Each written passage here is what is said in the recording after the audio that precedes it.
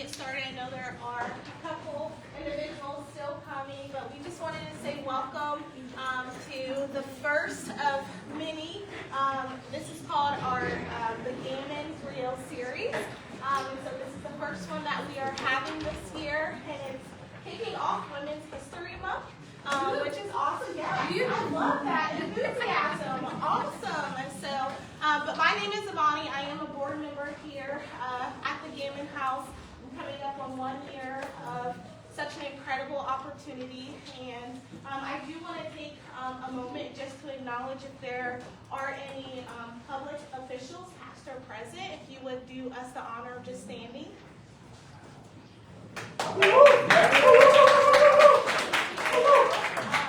But again, we are so excited for today, and I'm going to pass it over to Camille to read some bios, and then we'll get started. Are you guys ready? Yeah, I'm ready. Thank you. Thank you, Imani. Hi, everyone. My name is Camille Buford. I'm a board member with the Gammon House.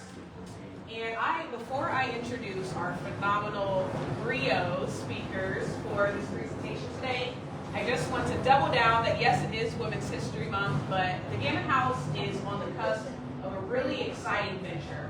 And can we have by a raise of hands, a show of hands, how many people have visited the Gammon House? Okay, great. So this is a nice mixed crowd. Of course, we invite those that have not visited to visit our beloved landmark, and those who have to please come back and see us again.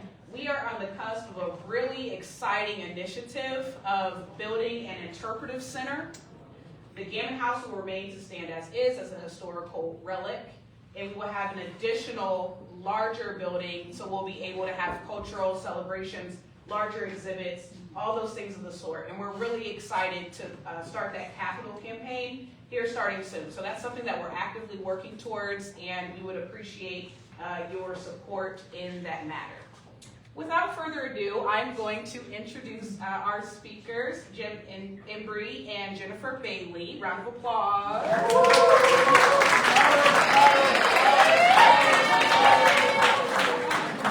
Jim Embry and Jennifer Bailey established their Systems Transformation Partnership in 2023 as a collaborative platform for their common backgrounds as agrarian intellectual activists.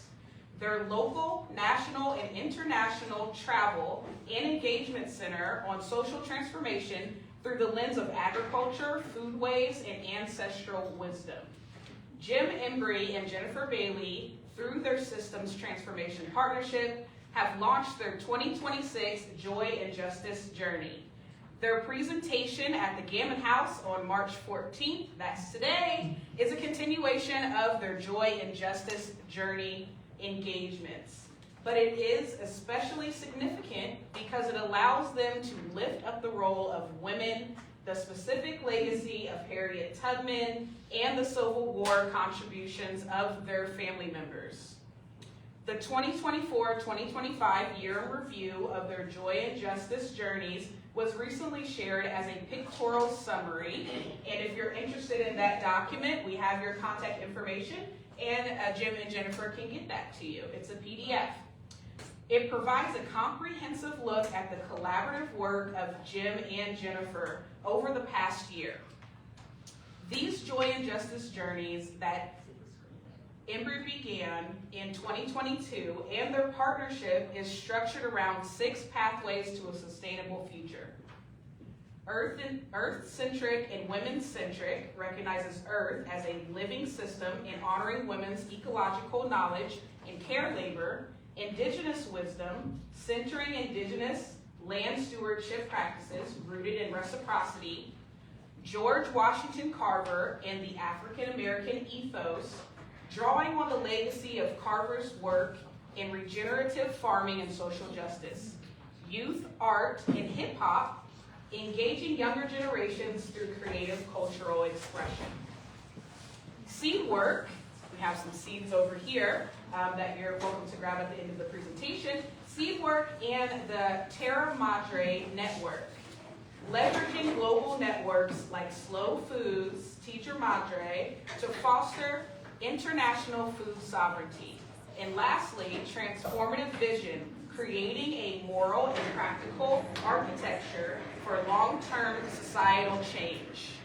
Jim and Jennifer Bailey formed their systems transformation partnership 2 years ago and are now honored to travel around the country together in 2026 and continue their joy and justice journey.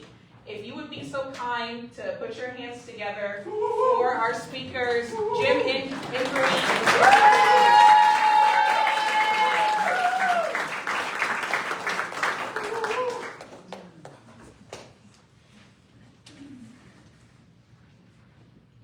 Go down, Moses,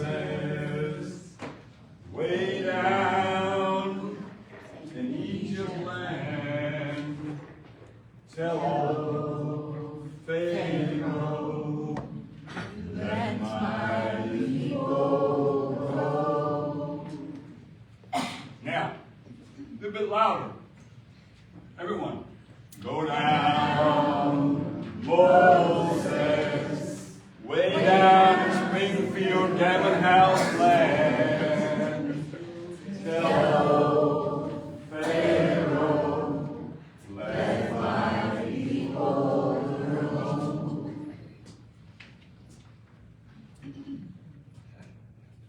So we are so honored to be here today. My name is Jennifer Bailey.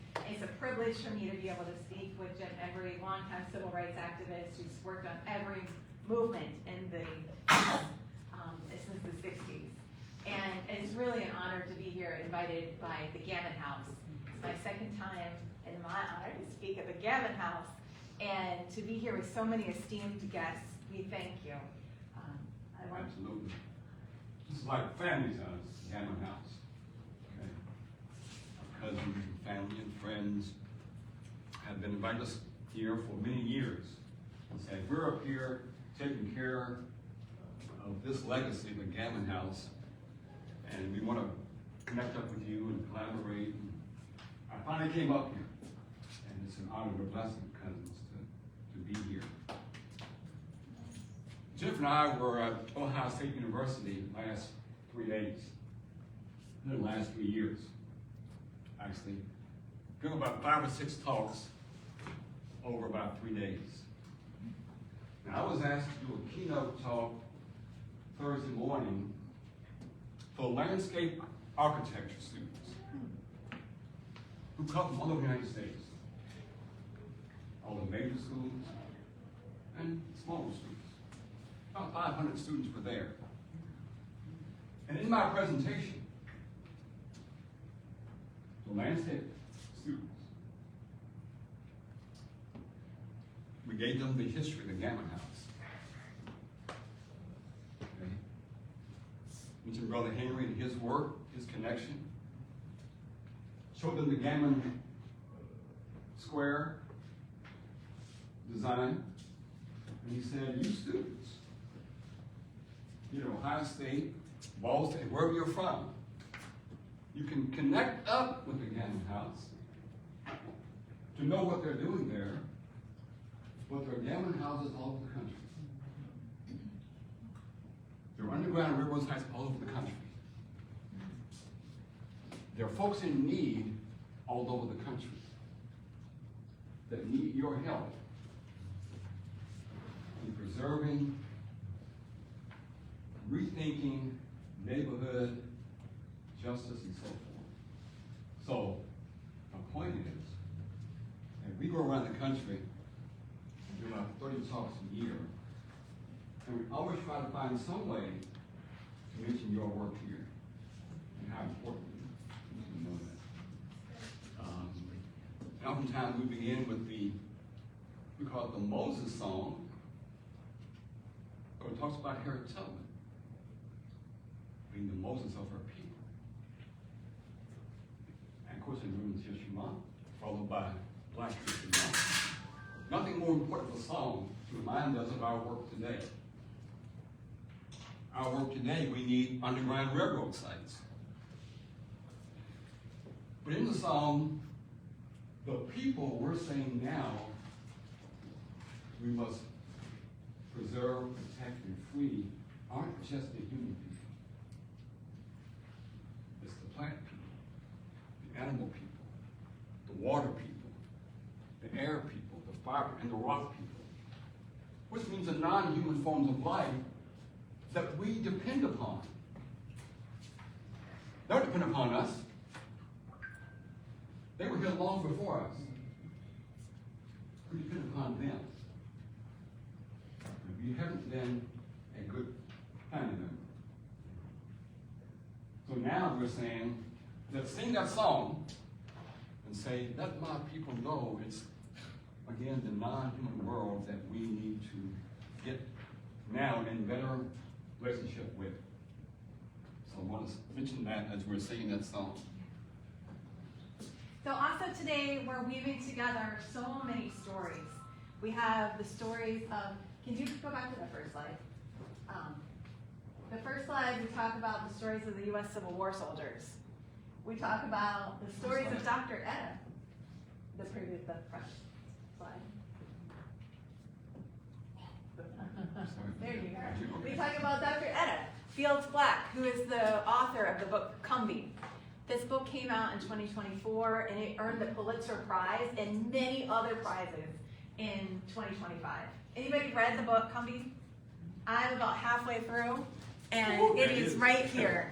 And I just want to show you, it's a brick, but it's worth it. And I encourage everybody to get a copy of this book. So we want to say that much of our work today is based on the research that's groundbreaking that this author, she completed. She's a professor at Carnegie Mellon University. So we'll be talking about and referencing her work today. We're also referencing the work from our own personal lives. Jim's done extensive work and research that he'll show about his family and about my family. So we're here as artists, as storytellers, and in the West African tradition, which is where many of the Black and African Americans have roots today in this country. In West African tradition, there is the tradition of the griot. So that is what that word means. It is an oral storyteller, the person that kept the history for the community, for our community. And so today we're weaving together these stories. I also recognize that there are many experts in this room, and I'm honored to be speaking in front of you. And so we will be not the experts. We will be the folks who are weaving these stories together to make a projection about the future. Because in a lot of places in our communities, we don't have enough visionaries, right? We don't have enough people saying the way forward. And that's what we see our real work is to do. Yeah, I'm gonna do a commercial right quick here. This is my volunteer shirt I got. We were here for the 5K run. If you don't have a Gammon House t-shirt, okay, Or a trophy. you're gonna leave here and go to a reception at the Gammon House. And if you don't have your own t-shirt, then you can get one this afternoon. And we wear these often. We have so many t-shirts. But anyway, so get your shirt, okay? Mm-hmm. Yes. Okay. It's coming. Tell me what a griot is. I'll get you the slide. Yes, so we talked about the griots. Then the next, you keep flipping through. So today, what griots often are like are they're the musicians. They are our drummers. A lot of times we'll have libation pouring ceremony in our traditions and rituals. So these are forms of griots in our community. And we're honored to speak as part of the Griot Series. So we also want to reach back and get the grounding from West Africa, from Ghana and the Twi people, which is the Sankofa bird. This is a symbol that we use frequently to say that in our philosophy and our grounding, that we reach back to get the wisdom of the past to go forward into the future. So today, we're going to be doing a lot of that, and that is the concept. Yeah. And the Gammon House is a perfect place. You do it so well. I'm recognizing the legacy of the Gammons risking their life as an Underground Railroad site. And we're saying, how does it apply to today? And it applies today. We've got to do a better job of getting young people involved in these conversations to say, you all are the current conductors of the Underground Railroad in a whole variety of ways. And thank you all, this community here, that we love so much, of symbolizing this Sankofa metaphor. Our work also for the Systems Transformation Partnership, and all of our work, we talk about our grounding, which is that we are on stolen land, that this land was taken from indigenous people, and that we were built off the backs of African people, specifically taken for their skills, their knowledge, and experience to come here and to do what? To do agriculture, so that we could have these commodities to sell, and that is the premise of the settler colonialism. Yes. You know, things like sugarcane, cotton, rice, hemp, tobacco, and so forth. You know, products grown with stolen labor and on stolen land to create this commercial enterprise that's triangular trade. So we say that our work is grounded in this intersect of injustice around food and agriculture. But it also represents the fulcrum point of transformation. Not the only point, but fulcrum point. I'm from Kentucky. My professor at UK was Kentucky in '68 was a guy named Wendell Berry, who wrote a book on something in America, a critique of the industrialized, European-centered food system that he critiqued.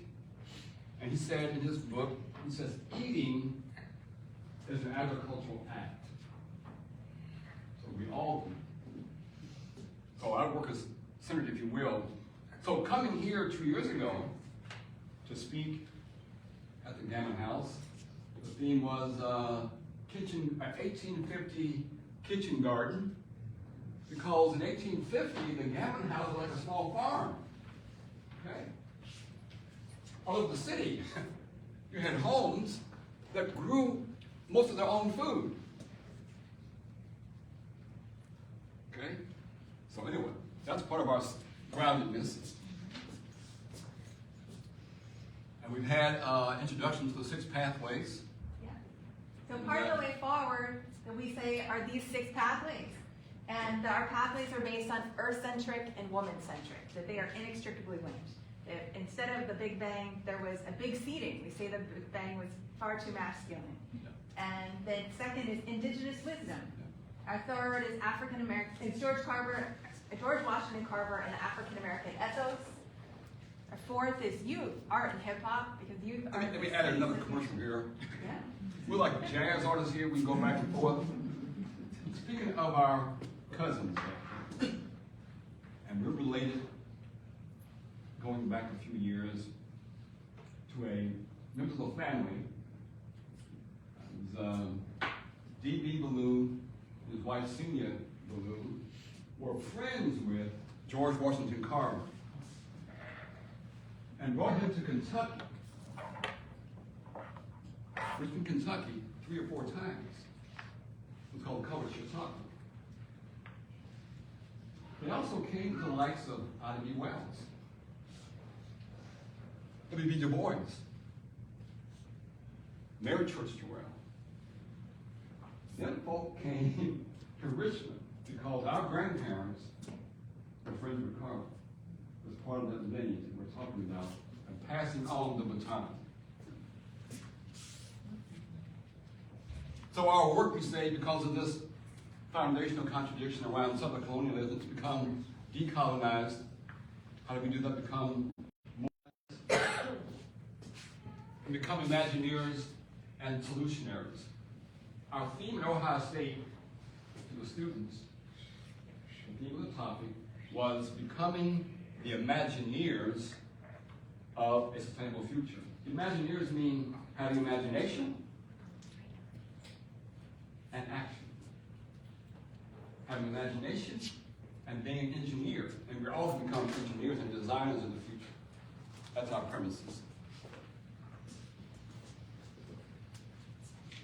Harriet Tubman, she was a visionary.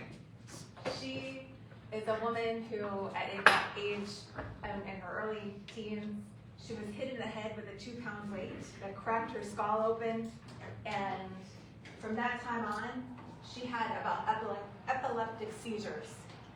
And she would not be able to work. How did she work on the Underground Railroad? How would people follow her? But she actually, during the time of her, those visions that she would have, she would be connected with God. And she said that I know that I should be free, that God told me that I should be free. And so by the time that she was about 27 years old, she left her family. Her brothers wouldn't go with her, and she went by herself on the Underground Railroad, about 125 miles to freedom. And when she arrived there, she said she looked and there was a glory about everything, but that she knew and she had a vision that her loved ones, her family should also be free.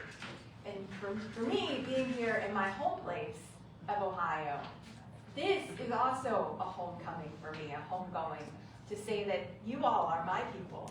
That I live in Arlington, Virginia, but I grew up next to you, 20 minutes down the road, and that for me it's a deep responsibility to be able to come back and love on my people, share this information, and make this a reality. As you all may know, Harriet went back 12 or 13 times to free people, okay? And never got caught. Never lost a passenger. You wonder, well, how can that be? He was courageous, smart, innovative in all kinds of ways. But we're saying also because Harriet had a close intimacy with the non-human world.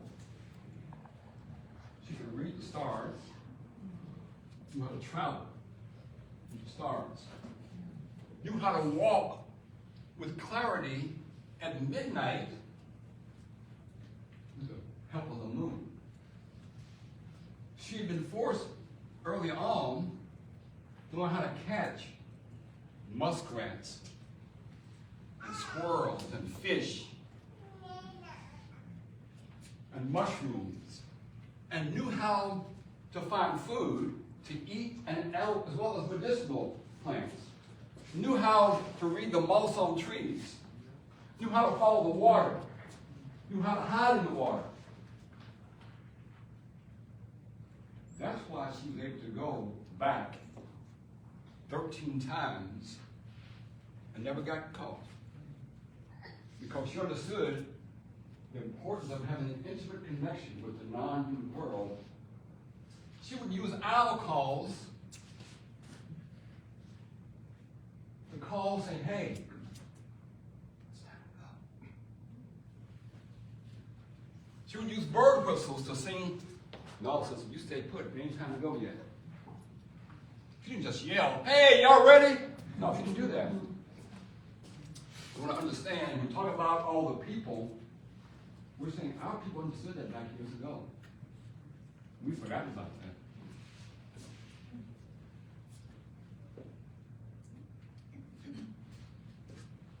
So today's work has to do with Harriet. Beyond the Underground Railroad, she spent about 10 years of her life going up and down the East Coast, primarily in the Eastern Shore of Maryland.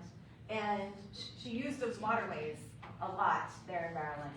And she also she knew, she had a vision that we would be free as African people in the United States. She had a vision about the freedom. And she had a vision that we would have a civil war. So she was preparing. And in this preparation, she also was speaking she was speaking with abolitionists, raising money, and led. She went down to be part of the Civil War and was sent by the Massachusetts governor to be part of the Civil War at a time when the Army was saying, We don't need a black woman who can't read and write around here. We don't need one who can't be a teacher. We don't need one who doesn't know anything. That's what they said about her. Yeah. And so she still went down, they wanted her to be a maid and do all these things. And she found her own way down there and was a complete use to the military. They could not have actually done this without her. Yes. She was a spy. She was constantly receiving information from the people who were coming from the South. She was interviewing all of the enslaved people to get information, to find out where are the soldiers at this time. And so this is her a demonstration of, everybody seen the movie Harriet? Anybody seen the movie Harriet? There. Yeah. All right, if you haven't seen the movie Harriet, go out and see that movie. It's a great way to get to know what Harriet's life has been. We are in no way going to be able to explain the entirety of the accomplishments that the Harriet Tubman has led today. We also want to say that Harriet wasn't alone. We don't want to lift, Harriet up above all of these other people because we are a network. That's what this message is. Harriet worked with Ida B. Wells. Ida B. Wells was a teacher. She wrote about the lynchings in the United States, and that's she documented them. We have Frederick Douglass, who we know all well, and we have Martin Delaney. Anybody been to Martin Delaney's gravesite here? All right. Y'all, Martin Delaney is buried about 40 minutes, less than that maybe, away from here in Wilberforce, Xenia, Ohio. So if you haven't, Martin Delaney is the highest ranking black officer in the military in the Civil War because white officers didn't want to have black officers reporting to them. So they had to have, he was the highest one. Now this is a letter that I had encountered online that is really, it profoundly affected me because I read this letter that Martin Delaney sent to Frederick Douglass in 1848. This is in no way near the Civil War, right? And he is standing here, right here in Springfield, Ohio, and saying, he's writing this from West Milton, but he had just been here and said, since my last letter, I've held meetings in Hamilton, in Dayton, in Springfield, in Detroit, and in West Milton. And probably knew the Gammons. He probably who knew are them. here already. Right. Yeah, he's writing to Frederick Douglass, I'm disappointed, my people didn't come out this time, or whatever. But you can read it online, that they worked, they networked, they went around the country. And today, it's like hard for us to get from behind our screens, right? Like we're like, well, can't go to Dayton today. Like, that's not what they were saying. So this picture represents the county courthouse right here in Springfield in 1878. This is the earliest picture I could find, but maybe there's more.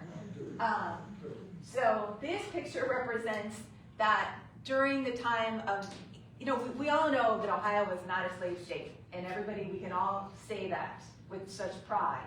But we can also know that we had black codes that were in the state of Ohio from 1804 and onward until almost to 1900.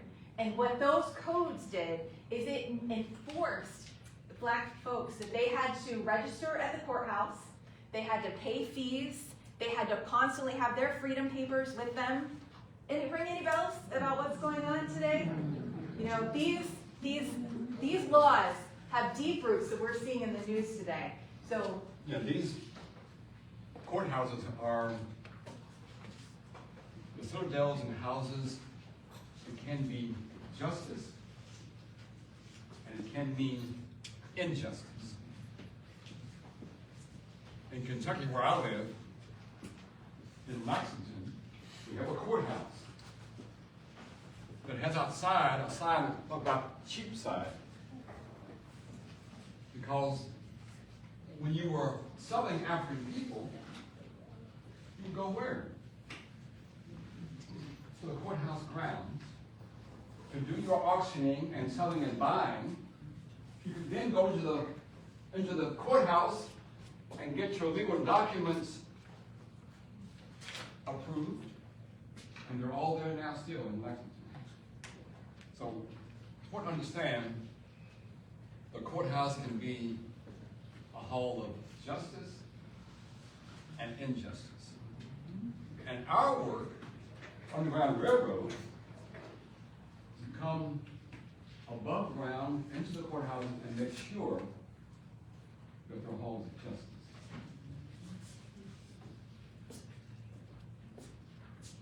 So we got to tell you about George and Sarah Gammon. They also, at the time of Harriet, she was on the Underground Railroad in 1849. That's when she left and took her freedom. She liberated herself. The Gammon family in 1849 was preparing to construct their home. And this is an illustrated picture in the Gammon house that you can see, a portrait of George and Sarah. They had 2 children underneath them, sorry. I'll go back. Okay, thank you. They had 5 daughters and 2 sons. One of those sons enlisted in the Civil War at the same time as Harriet was going down and joined the 54th Massachusetts along with Frederick Douglass's sons and many other sons and daughters of this area as well.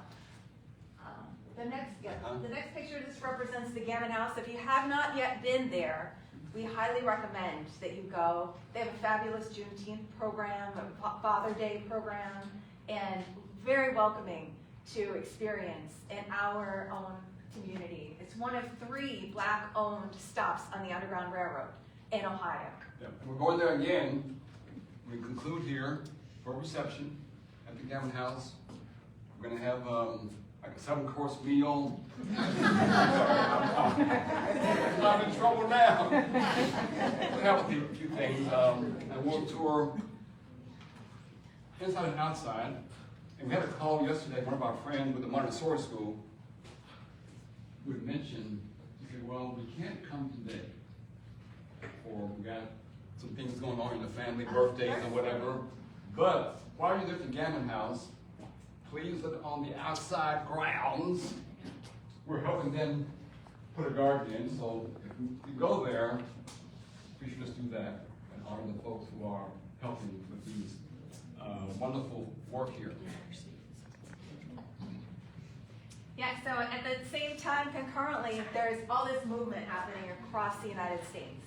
And what we note is, in all my work that I've been up to about learning about freedom, is that the beginning of the fight for freedom started from the shores of Africa. Amen. That's when we started for fighting for freedom. So you can see these are the arrows sharing different routes that the National Park Service has put together.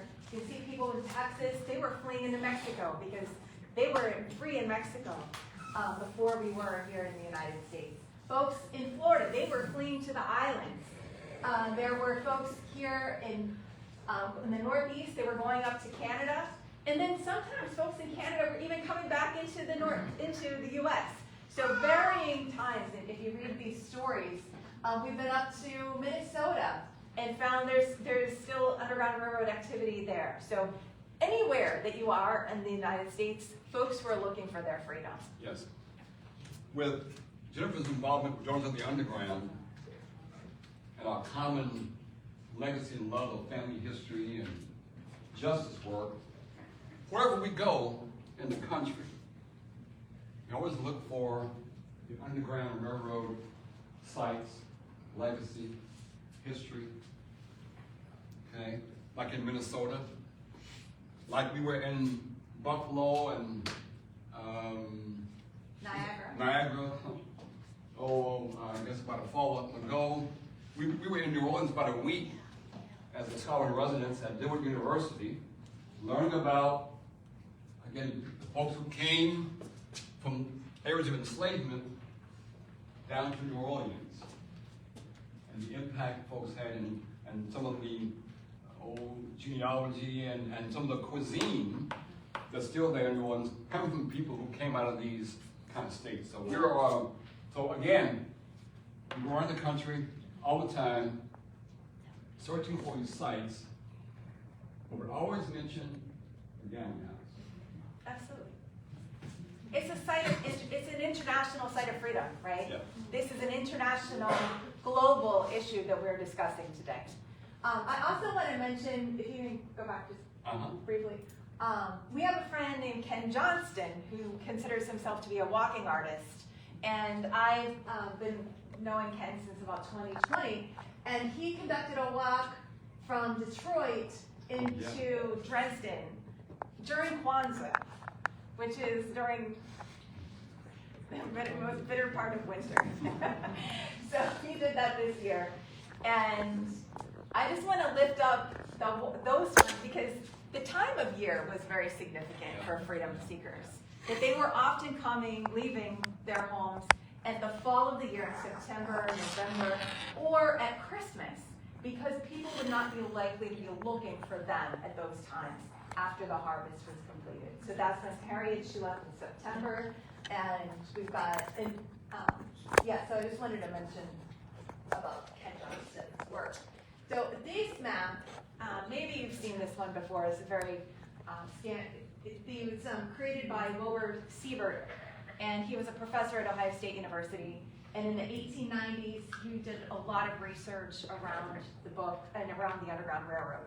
So we just appreciate that the map has all of our counties on it, that it has in the back of the book, it lists the different names of the individuals that were part of the Underground Railroad in the counties.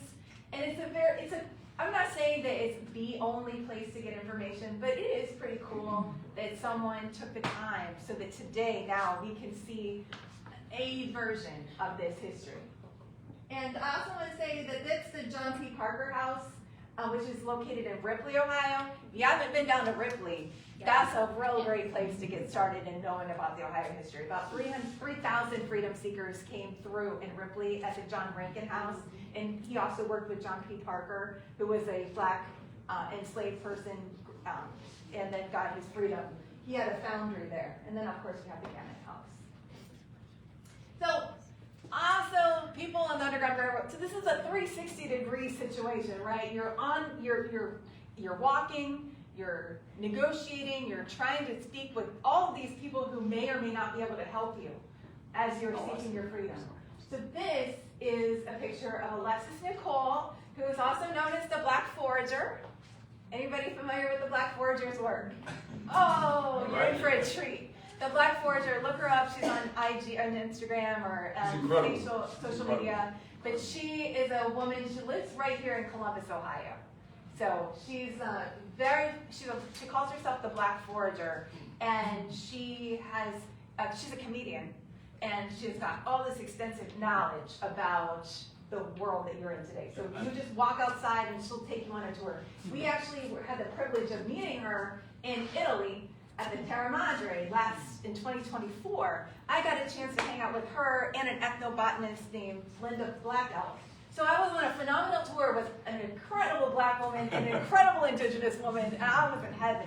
Because their knowledge is so great, and it's what we really need today.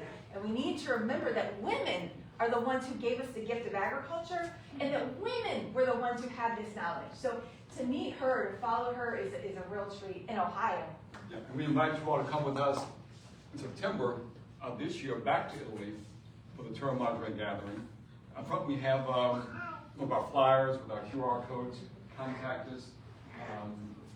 Come with us to Italy. Or pass the word out to other people. It's like United Nations Food and Agriculture. That's what it is. It's all about food and ag, but it involves about 200,000 people, 5,000 delegates. Dillard University sent 10 students and 3 faculty and 24, for example. We're trying to get Central State folks up here to also send contingents. Antioch? All the schools.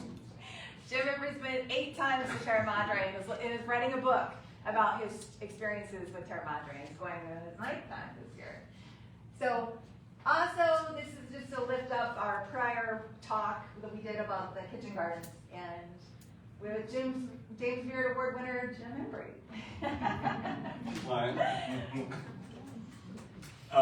Absolutely, thank you. Last year I got 2 fellowships. One was called the Appalachian Food Practitioners Fellowship, and followed up with was called the Black Appalachian Storytellers Fellowship. And the stories I tell are about our family in Madison County. Stories I tell, and our legacy, and our people.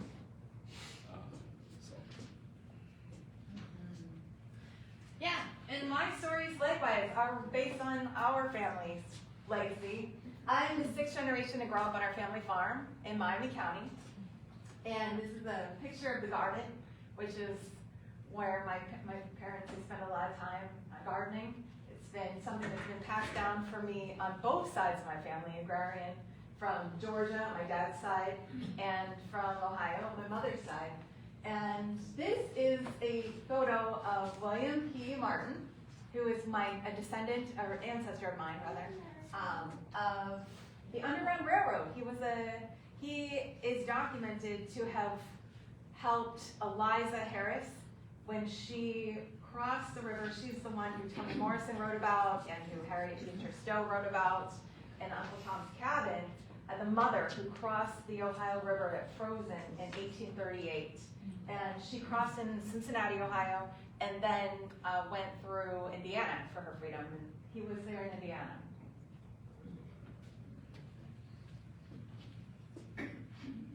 So this is sort of what brings me here today into this picture. It's like, how did I get to speak? Well, in 2020, I and a group of phenomenal women, we started a group called Daughters of the Underground, and we started walking the Underground Railroad. And this is an article that was put up, posted in the Washington Post about our walk. This is our group. We walked under the name We Walked with Harriet, and we walked about 116 miles from where Harriet Tubman was born in Cambridge, Maryland, which is largely the same kind of agricultural conditions that it was then in many ways, that landscape, to where she liberated herself in Kennett Square, Pennsylvania. And that was such a tremendous privilege because it was COVID, right? Like, it was like, what are we going to do with ourselves to be proactive? So this is what we knew that we needed to do to ground ourselves in our history and who we are, and this is my history. So the next picture is about, we came together as a group, created ourselves as Daughters of the Underground, and said we want to walk different sacred routes that are important to us. The one that we did was from Selma to Montgomery in 2021. We walked the same dates that they had walked the bridge at that time of year there in March, and came to Montgomery. And then we had the privilege of meeting Dr. Kevin Magruder at the Antioch University here in college, thank you, in Yellow Springs. And the 365 committee there in Yellow Springs, and they're a phenomenal community group that we can all learn from. And what they did on the next slide is, right here, is to create, they partnered with us as Daughters of the Underground and said, yeah, we're really inspired by what y'all have done walking.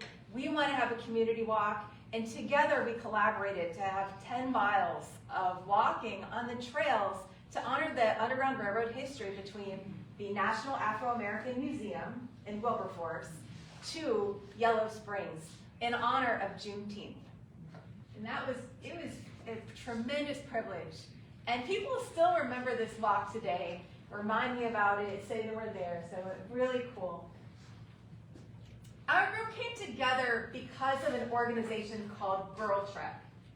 Who's heard of Girl Trek in the room? Give Girl Trek some love. This is the largest Black women's organization focused on Black women's health. So they're a nonprofit organization, but more than being an organization, they are a movement for Black women. Why do we need a movement?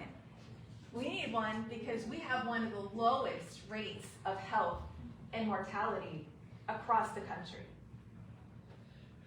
It's tremendous. Yes, the highest rate of mother mortality at birth of Black women. The highest rate of infant mortality at birth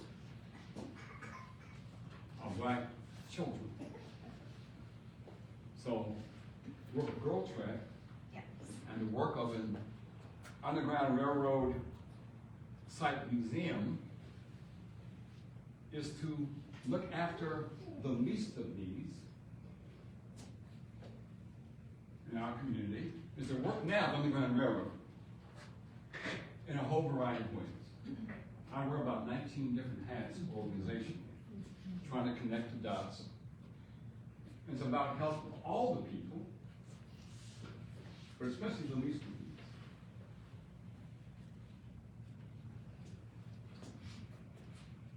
Thank you. So we also walk because walking is powerful Yes. and it's human. The venerable monks, they walked just this year from Texas to the nation's capital, near where I live. I did have the privilege of seeing them. Every day, they interacted with the community, and they shared with us their practice of mindfulness. And so walking is a very human act, putting one foot in front of the other, even in times when it's hard, even when they're facing the snow and the wind and the rain, just like they did in the Underground Railroad, is what we need today. So what they've been doing with Jennifer, North of the Underground, is fine to have receptions at the Gammon House. It's fine to have things like that, and 5K runs to be part of that, but think about this Ohio network and say, maybe every month we should be walking somewhere on the Underground Railroad pathway to remind ourselves of the legacy in our work today, but especially with young people, we could be walking to, we see our friend Patty Allen here, we could be walking to the farms, the local farmers. That's part of that route of work. Okay? We got some work to do, is the idea. And we were just so blessed to have been in their company about 3 times during their walk. So in November, our group, Daughters of the Underground, we took on a very ambitious project. We decided that instead of, we've already walked from about where Harriet Tubman was born there in Cambridge to where she got freed in New York City. So we walked all the way past Philadelphia and all these different states. And every year we come together as a group to project what is our divine assignment for this year. And last year was a really challenging year for anybody. It was really hard. And so we came together as a group at our retreat and thought, maybe we'll go to where it was hardest for Harriet as well, and where it was the most important in many ways. We decided we would go down to Low Country, and in South Carolina, that we would go to the Harriet Tubman Memorial Bridge, and that we would walk from there to Beaufort. If you've been to Beaufort, you can call it out, but Beaufort is a low country town that where, sorry, let's keep going. I'll show you where Beaufort is. But also, that's at the top right. That is the Harriet Tubman Memorial Bridge. So this is in Beaufort. This is a big monument to Harriet Tubman because after the raid was over, all of the free people, they came together and walked to this site, which is next to the Tabernacle Baptist Church there in Beaufort. It's also where Martin Delaney? no. No. Robert Smalls? Yes, Robert Smalls. I'm sorry. It's also where Robert Smalls went to church as well. So Robert Smalls was another, he also freed himself in the raid, or in his own, there as well. So the history in Beaufort is incredible. We recommended to anyone to go down, but this was our route. So we decided that we would walk about 30 miles, starting at the Harriet Tubman Memorial Bridge, going to Beaufort, and then following the walk at the Penn Center.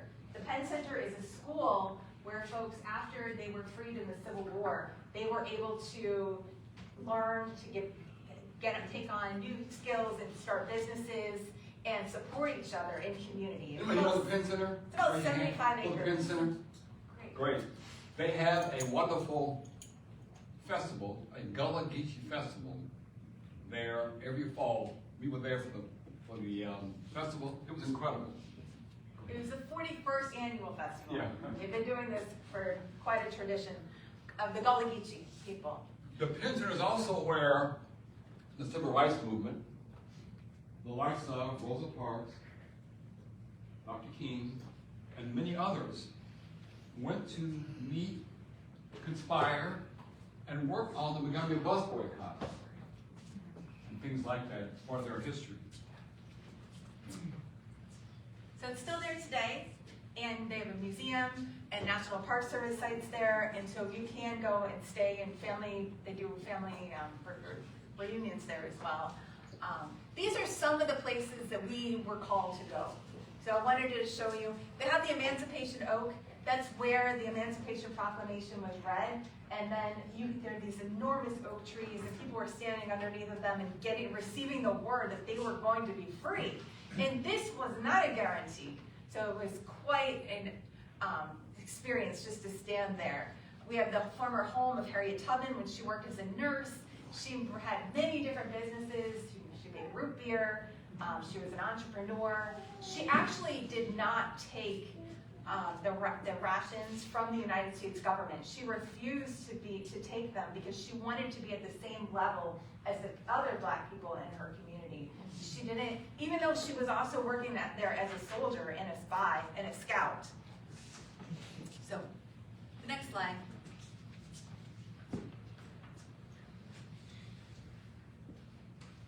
Oh, doesn't want to move, huh? Go ahead. Oh. Okay, great. So the next slide here is the Harriet Tubman Memorial Bridge. So I'm sort of taking you on the journey that we went. When we first went, yep, this is the image that you see from the bridge, and it's incredible. So why this is important? This is so important because this is the place where Harriet came up the river. She spent about a year and a half planning a raid with about 8 or 9 men as scouts. They commandeered, they had under the officer James Montgomery, they had taken 3 different ships up the river, boats up the river, and Harriet led that raid. They arrived about 4 a.m. that June 2nd of 1863. They burned down 7 of the wealthiest rice plantations in the United States. And at this time, Carolina Gold Rice is the wealthiest. These are the wealthiest plantation owners in the United States. And so they burned down 7 of them, and then they took about 756 people, as according to Harriet Tubman's own statement, and freed them. So at 4 a.m. in the morning, you can imagine, they're out there in the rice fields. They're working already. They are a mile from where they live to get out to those rice fields because you don't live anywhere near that water. And so they're there. You can imagine them hearing all these sounds, knowing that freedom, the Union Army is pretty close, but they didn't know that today was the day. And so people running to the boat, the overseers lying to them, telling them they're going to take you to Cuba, don't go, hide in the fields. And they say, no, we are going to the boat. And so if you read Dr. Etta's book and you listen to her, you can find her podcast. She is an actual descendant of a man who was on the same boat as Harriet Tubman. She didn't know that history until she started doing the research of this book. And so to me, it was amazing to hear this. And we had been listening to Dr. Etta, in order to prepare for our trip. But what I have to tell you is we knew that we had heard that Dr. Etta was going to be there. And then Dr. Etta had reached out through our friend Ken Johnston to say, I'm interested in knowing about the Daughters of the Underground. So we said, okay, that's really a wonderful thing that a Pulitzer Prize winning author wants to know about us. And so then we reached out to her, unbeknownst to us. So she had an event that evening at the Penn Center. Okay, let's move to the next slide. Yeah, but here we are, and we had this beautiful gift of the universe to be able to actually hang out with Dr. Etta for about 3 days. Daughters of the Underground. Jim. I was her chauffeur for 3 days. All right, now come to work from Kentucky in the morning, get your clock ready, and be on time. 7:30 a.m. Come by and pick me up, right, and bring coffee with you, and then take me to the bridge in the evening. My country boy, you'll be here at 9 o'clock. And I was there. Yeah. And what a divine blessing it was. It's the gift of the ancestors, right? It's the gift of us and knowing our connection to the land, that we're not just, we're grounded, we're rooted in where we are, in our place. And for us to be able to walk with her of her place ancestrally was such a gift. So if you can go back just one slide. Yeah, I want to show the pictures of us. We're at another school that was opened by a white woman from the north. So Harriet, and doing all of this public speaking, she became friends with abolitionists. Abolitionists were a big part of the Civil War and how they got funding, right? And One here. yes, thank you. So here we are in this picture. This is at the Mather School. And we had a wonderful tour done by an actual student, former student at the Mather School. The Mather School was open from 1865-ish to 1965. So he had been a student at that school. We were blessed to be there with another student at that school as well. The things that they learned from those schools, the time that they were in, is something that we can't really recreate today. That's why we study history, so we can understand. But what I want to share is that the role of white women as abolitionists is so important, was so important. And that she started this school, and it lasted for 100 years, and we had that benefit, that blessing of being there. And so all of these students who had not prior, they had been enslaved condition, and so they needed help, and she was able to help them. She was a missionary in the beginning. They didn't want her to stay and open a school where the students could live. They just wanted her to do what they wanted her to do, and she said, no, they need more. So now we're going to open up this. So she separated herself from the church and went and created the Mather School. So the fact that we got that to know these different stories was such a gift. And so also we got to walk with Dr. Etta and through so many different places. This is an illustration of the Combahee River Raid that was in Harper's Ferry in 1863. So you can see that people at the time, they were talking about it. What they weren't saying was that it was led by a black woman. And if they were, many people weren't happy to hear that. So it was considered to be Montgomery's raid. It was considered to be,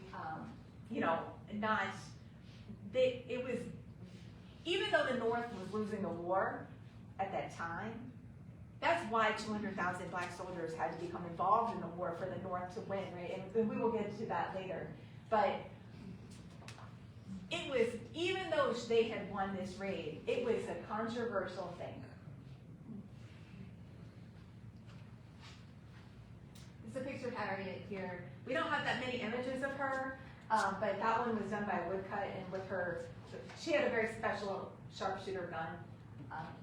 And then this is us. So this is us completing what we had really set out to do as Daughters of the Underground, which was to get to Beaufort, having walked that journey from the Harriet Tubman Memorial Bridge all the way to where they themselves had gone as newly freed people.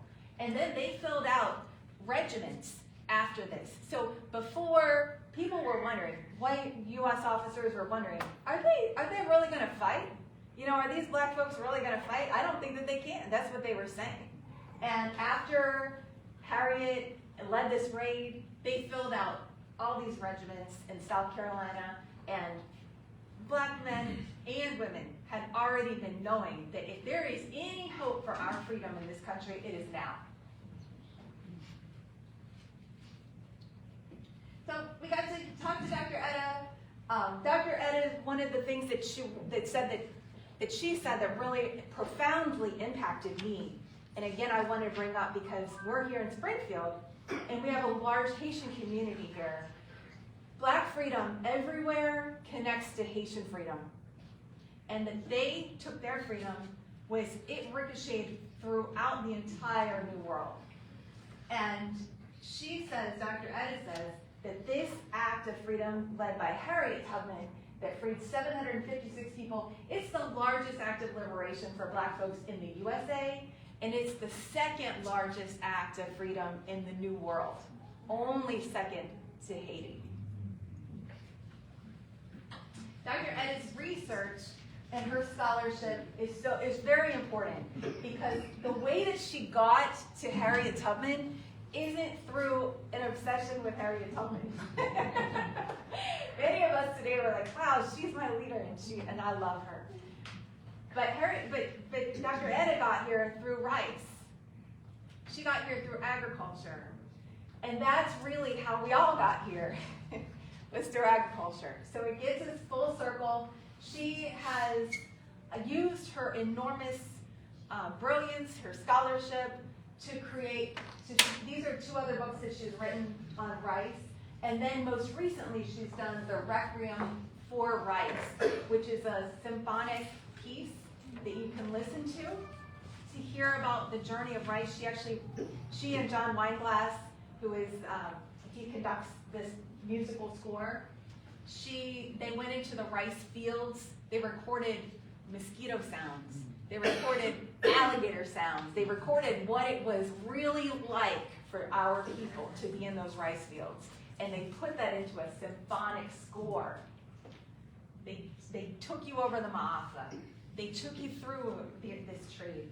And so really this piece I think is something that I'm really looking forward to listen to. I haven't heard it yet, but you can get clips of it online. And then finally, I want to just underscore that without agriculture, we wouldn't be having this story today. And this is here at the bottom, this is the process for making rice, because rice growing is not something that I know a lot about, but Dr. Etta, she went to a plantation every month for about 18 months to watch that and to be in the rice fields. That she is doing history in a different way. Mostly historic history is taught to say that I need to be behind a computer, I need to be doing research, I need to be writing and reading. But she actually went into those fields. And we have the pictures of the enslaved people here whose back-breaking work. They were taken specifically for their skill and experience to do hydraulics in the fields to manage what is that brackish water and freshwater content. How do we grow rice in these marshlands?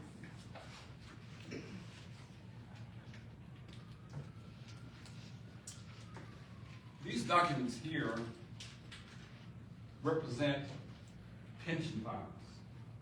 Who in here has researched a family back to the Civil War and got them pension files or military records? Okay, very good. This is how they kind of look.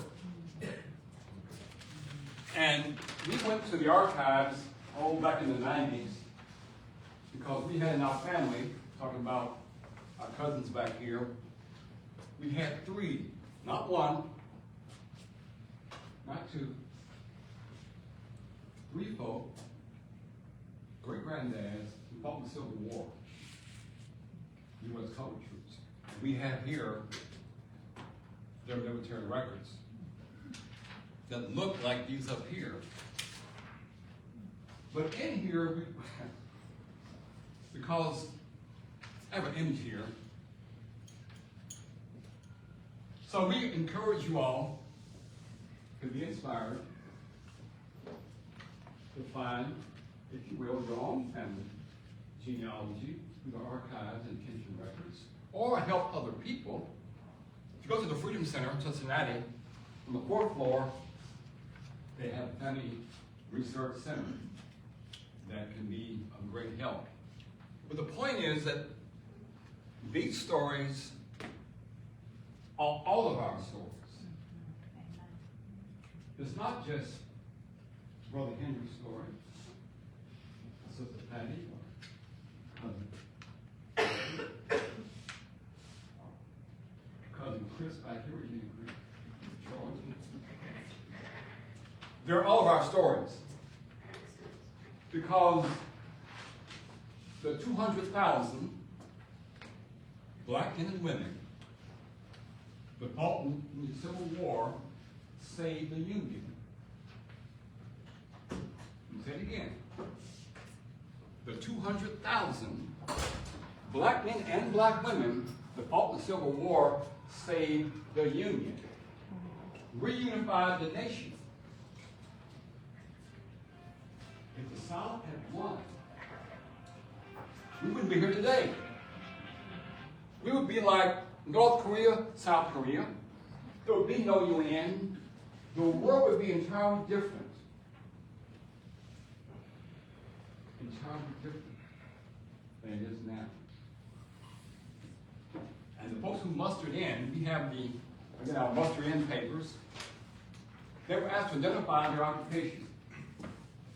What do you all think was a major occupation of formerly enslaved people? I can't hear you. Farmer. Farmer, exactly. Farmer. How they were listed. Farmer. Which means then that, that's why we talk about ag being a focal point. It was black farmers. We call it legalized armed insurrection. You gonna give me a gun? To do what? Shoot our pool? Well, give me a gun and let me fight. And they did. And now we're here today. The point is, research your records. In here, you can get to my family there. Maybe is that next? Anyway, within our family we have three that fought in the Civil War. Okay, the one called Jackson Ballou had a wife called Elizabeth Ballou. Okay, go back one. This is kind of an image of Jackson, who's in the 114th Regiment, his wife Elizabeth, and 6 kids. And when you go to the military records, they're all listed here in the pension files. You had to prove, you say, what? With Elizabeth, you have how many kids? We had 6. We got 6. We were over at Camp Nelson, where John P. was. Well, prove it. You had 6 kids. You know how they proved it? You say? Yes. The person that owned them, the male that owned them, the family that owned them, came into the courthouse and signed an affidavit. He provided names, birth dates. Why? Because they were property that should be taxed. And they kept records of all of this. And we have the person that owned them saying, yeah, they had 6 kids when they were born. And go back to the 3 in the family. Your family? Yeah. So I'm going to show a picture real quick, and then we'll push on. So here are 3 of the kids that are listed here, okay, who were kids when the Civil War ended. Harriet, Don Carlos, and Nanny. Don, he was 4. He's our direct line. He's our connection to our cousins here. So Harriet was a midwife, a doula, a winemaker, okay, herbal healer. Her brother D.B. went to Berea College in 1879, and he's the one that was writing all these letters to the Army to get a pension. We have records from 1868 to 1908, they kept being refused to get a pension. So the point is that help us find this history. This is our history, not just the Gammon's house history or Embry's history. It's all of our history. Okay. Yeah. Yeah. And this is the history that Dr. Etta actually wrote her book on. That she was able to find that these pension files, like we have this of Harriet Tubman here, this is her pension file request. Here, Harriet, she never was paid for being a spy and a scout in the military. She did receive a payment for being a nurse, I believe. But her claim, I'm sorry, she received payment for being a widow, excuse me. For being a widow, because she married her husband, Nelson Davis, and took on her third last name there. But she is writing that claim, and over here on this side, if you go back, if you go back one. On this side, there is the, this is the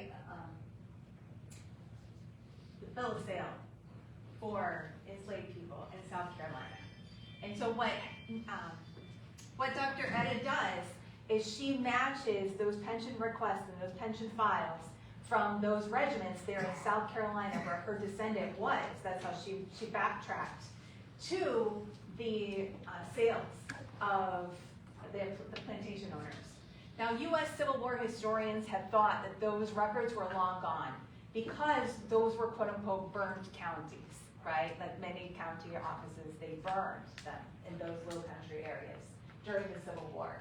However, those wealthy planters, they actually didn't file taxes in those low countries. So they filed their taxes in Charleston, and nobody had looked in Charleston. So if you go and listen to Dr. Etta's talk, it is fascinating and fabulous, and so we recommend that you do.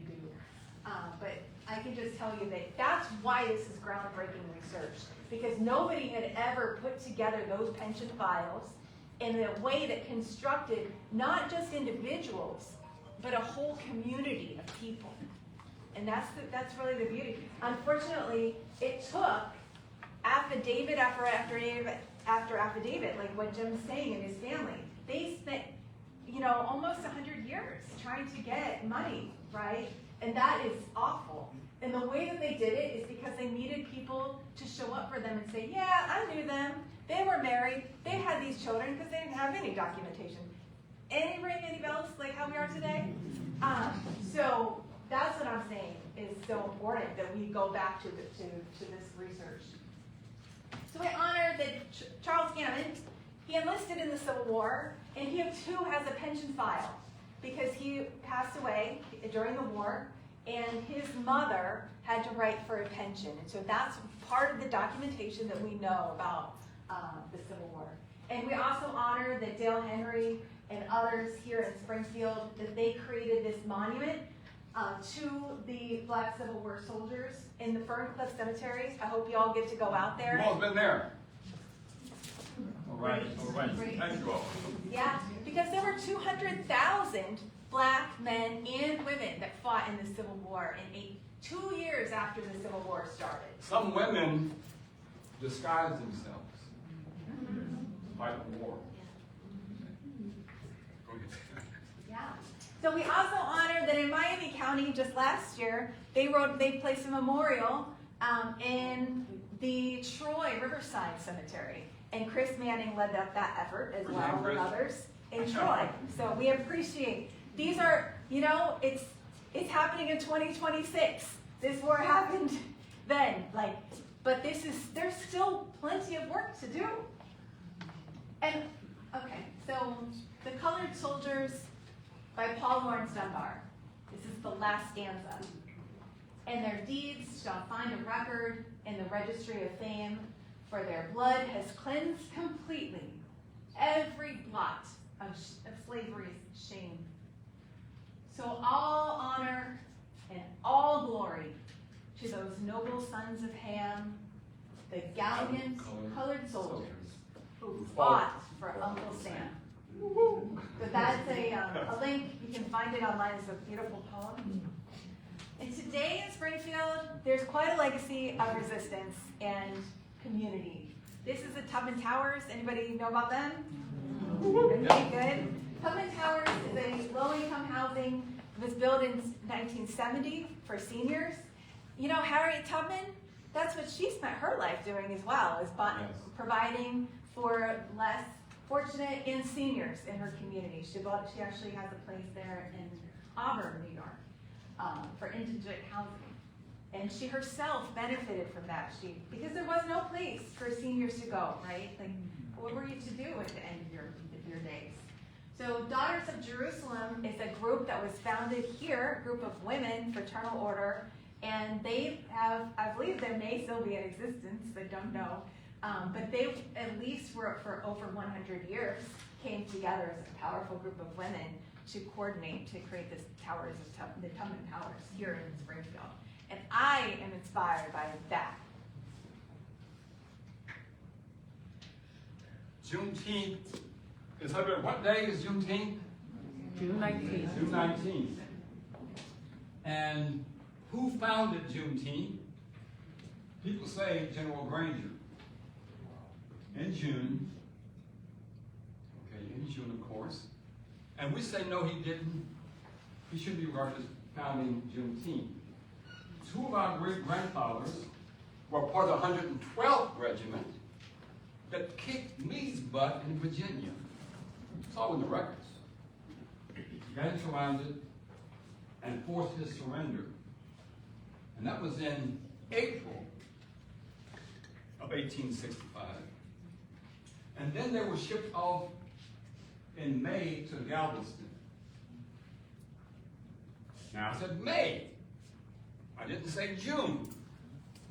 They came in May, 10,000 at least, or more, 10,000 black troops who left out of Virginia all the way around the Gulf to Galveston. But can you imagine, here you all are here in Galveston, downtown, shopping and going about your business and, average work. A ship pulls up and 10,000 black troops come off. How would you respond to that?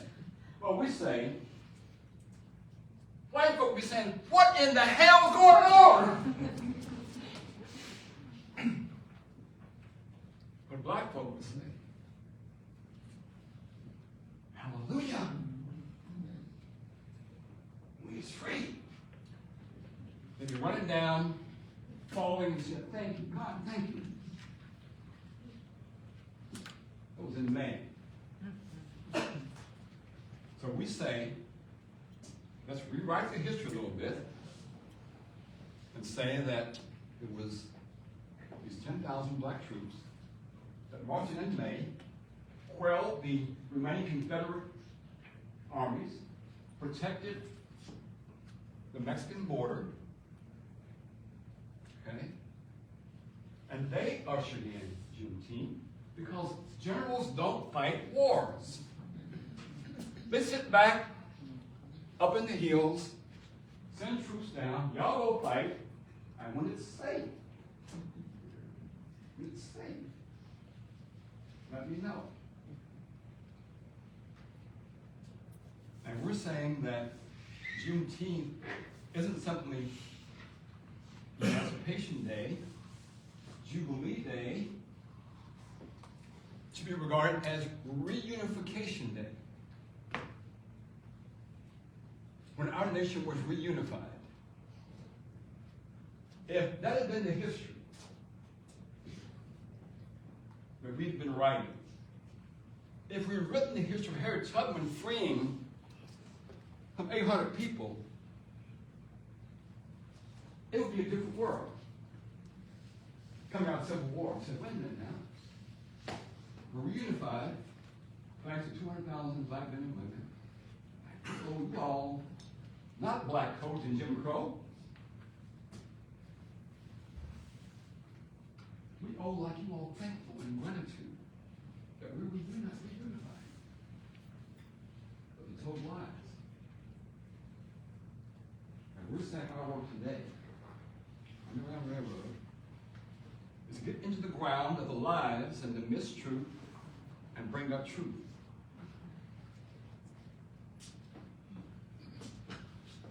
This was I wrote an op-ed, okay, about June. We got a book coming out probably this year or next year. We're going to move on through. This is where I live now, in about a 90-year-old house. I moved back to the farm. I call it a farm, but we had a community. After the Civil War ended, we came back to where we were enslaved at largely. If our grandmother, who lost her husband, had 6 kids, from 2 to 16, where's she going to go? With 6 kids. Where's she going to go? She came back to the community where we had been enslaved. So I probably get about 30 acres. It's a whole farm, about 40 families. We're all cousins. Across from our house, our farm is a church. Down the way was Rosenwald School. My great-grandfather taught that, and things of that nature. To kind of give you some groundedness. That's our family. But today, we say that as we conclude, we're saying that we need more historian activists, that we need more scholar visionaries, that it's not just enough to know things, that we need to be projecting for the forward future. And we also need to be grounded in who we really are, to learn our local history. It's very important. And we have one of our local historians right here, so we want to lift you up for working at the library and for coming. Yeah.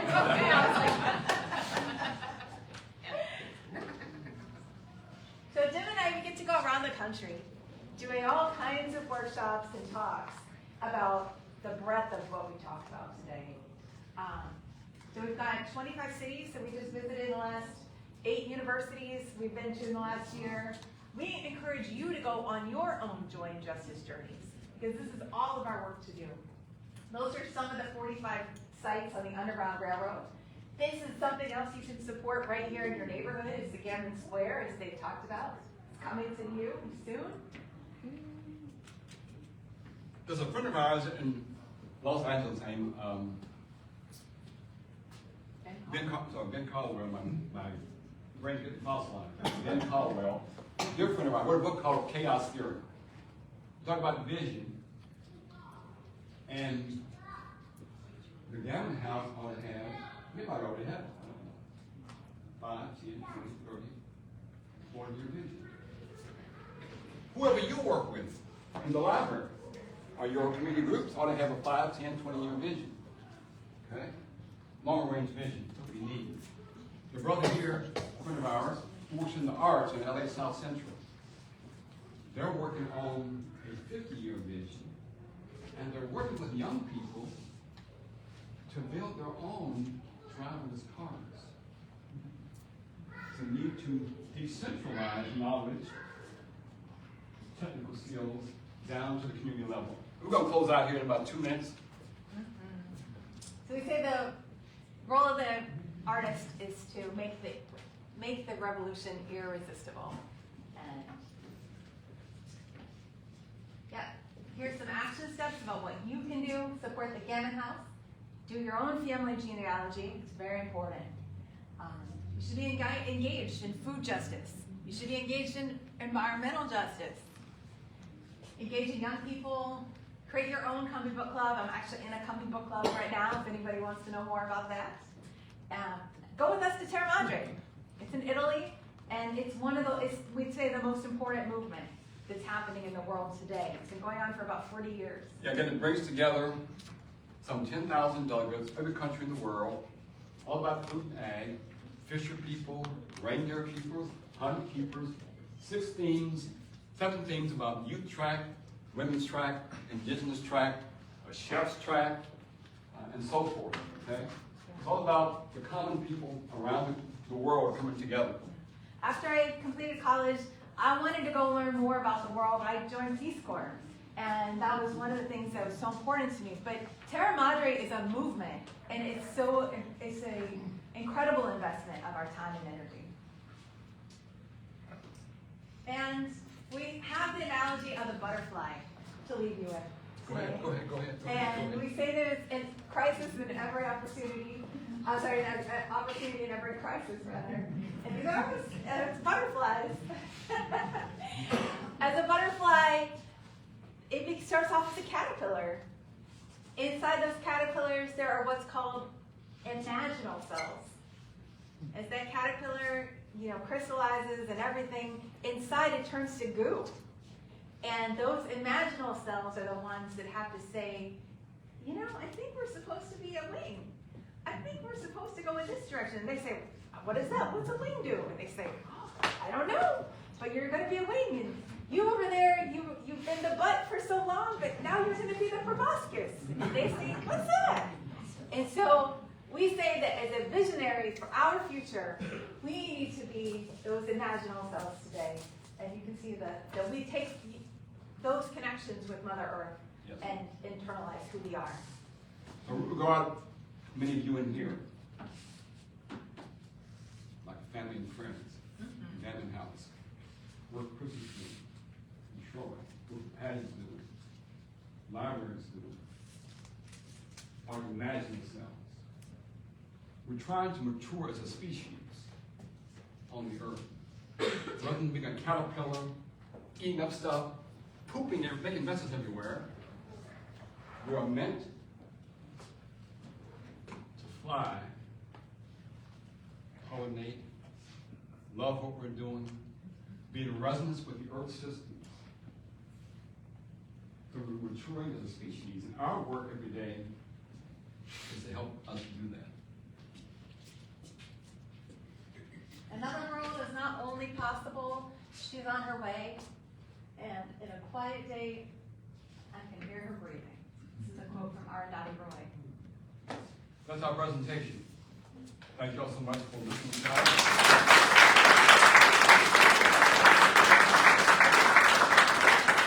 We love you all so much in all kinds of ways. And talk about you all. What we're going to do now is introduce maybe a few people. Do like Q&A and some, because in the room here are many people who are far more expert than we are, and we didn't come out to be expert anyway. But introduce a few people, and then we'll do Q&A. Well, I know that you're about to leave, but I did want to say that my former FFA teacher is here, and as a person agriculturalist in the community, he's a tremendous resource, Bill Clevenger.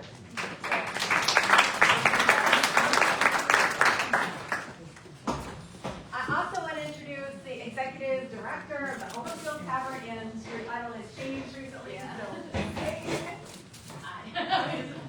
I've known Jennifer since we were in 5th grade. yeah.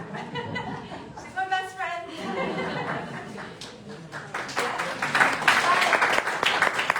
But you're doing so much community building there in Troy. And say your title. Yeah, I'm executive director of the Troy Historical Society. We just merged the Oakville Tavern Museum and the fire. But so we do a lot of local history, connecting the roots. Yep.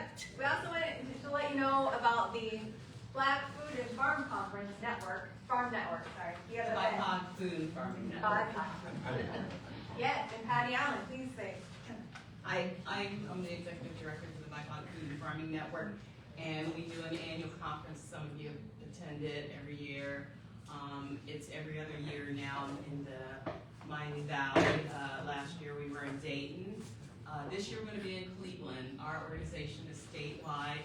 We support small-scale urban farmers of color who are really doing good work in their community. We have education programs as well as our annual conference. We're a partner in a USDA-funded Project Llama, which provides funding, technical assistance, grants, microloans to small-scale and beginning agriculture farmer food producers.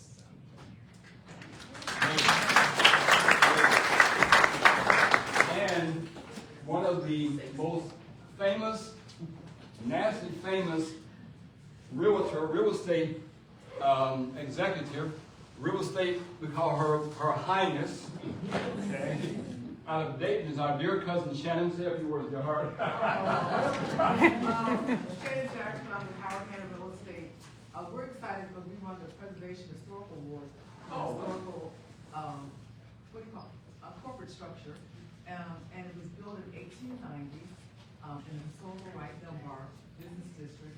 And the neat thing about this building is that, I forget the title of the form, but right to our left, the Wright brothers owned their second bicycle shop next to us. And then in front of us was their first bicycle, the Ice Company, which is across the street, they built, there's new condos that are there now. But it's interesting because we were called a multiplex.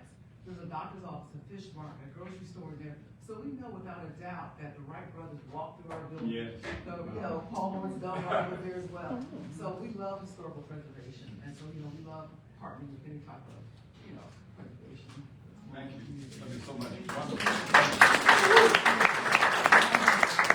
We also want to lift up our educators in the community. You want to say a few words, Jane or Steve? Sure. We work at Nightingale Montessori School. We've really tried to get our kids out into the community, doing different plantings, cleaning up. They did some historical plantings at the Pennsylvania House years ago.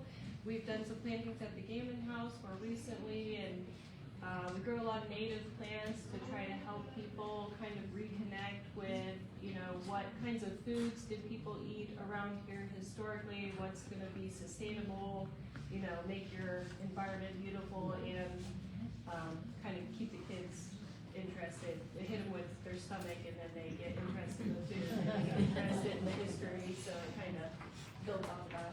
Yeah. So we met at the farmer's market right here in Springfield. So you might find them with their students out on Saturday morning. You mentioned native plants. I'm going to do a quick story about my work in Kentucky. 19 different hats. One's about pollinators. On our farm, we have 12 acres on the pollinator conservation project through NRCS and FSA. I also belong to a statewide pollinator stakeholder group, some 80 people, 50-some organizations, all universities, state, local, federal government, different community groups, okay, school groups, K through 12, the Army Depot, 80 different people. On there as well are people who work with what's called Columbia Gas. And they are, I think you know, are a natural gas pipeline distribution company. They work in 5 states, and their gas pipeline runs about 45,000 miles in 5 states. Also on our stakeholder group are folks who represent Monsanto and Bayer. Bayer currently owns Monsanto. They produce an element called Roundup, which is used oftentimes on spraying vegetation. And Roundup is toxic. And Roundup is a derivative of Agent Orange. I have, which was sprayed in the Vietnam War, Laos, Cambodia, Vietnam, sprayed also on our soldiers. I have a cousin back home in Richmond who was dying slowly of Agent Orange poison. But anyway, I was asked to speak at the Columbia Gas stakeholders meeting for about 2017 about environmental work, environmental justice, and whatever. And I said, I thank you all for what you're doing, Columbia Gas and Bayer, but what you're doing is archaic. We need now. It's archaic. 3 months later, true story, I got a call back from my friend who works for Columbia Gas 5 miles from where I live on a farm in Waco, Kentucky. And Jim, on what you said, they want to meet back with you in license and rethink what they're doing. I said, okay. And we did. We met several times, we're still meeting. They said, yeah, you're right. I said, no. We're going to change our ways. We're gonna stop using Roundup, and we're gonna like go in and plant what's called low-growing pollinators. White clover, red clover.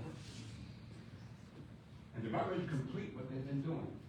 What they also did, they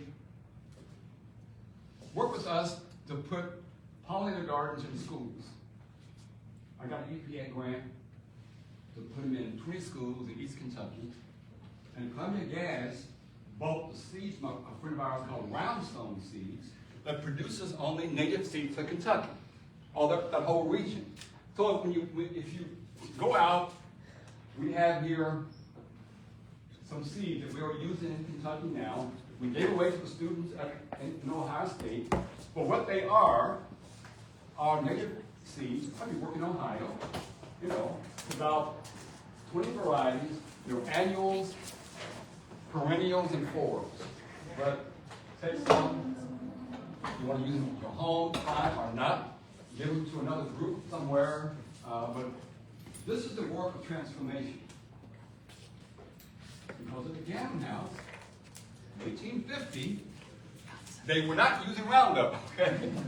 They were using all types of now called organic regenerative methods. But this is part of our work in Kentucky. So, identify who else? Oh, Questions? Yes. Yes, Lord. All